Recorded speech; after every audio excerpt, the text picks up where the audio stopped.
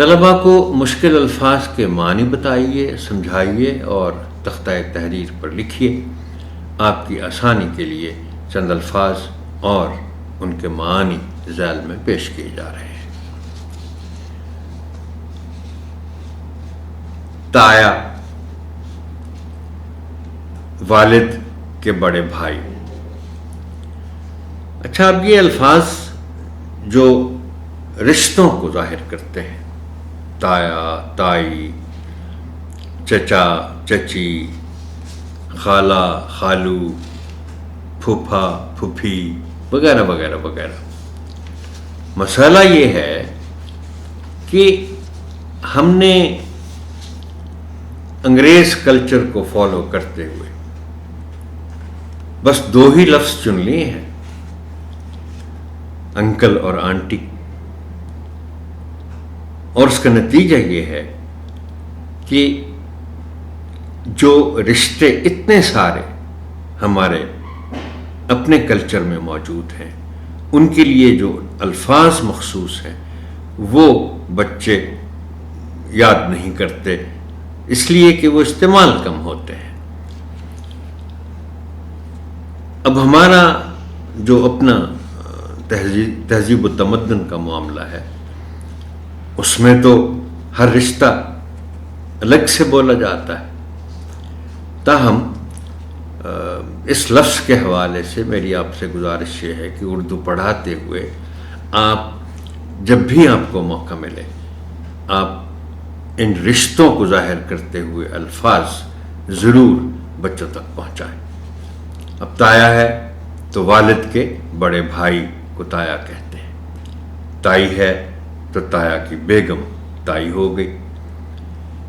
مالی، باغ اور پودوں کی دیکھ بھال کرنے والا۔ مائی، مائی کے معنی ایک تو ماں ہے،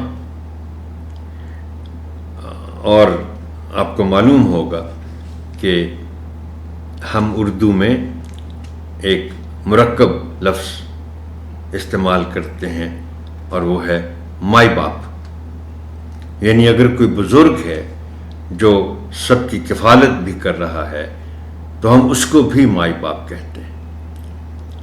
اور بعض اوقات لوگ مذاق میں کسی باس کو یا افسر کو بھی کہہ دیتے ہیں مائی باپ ہے۔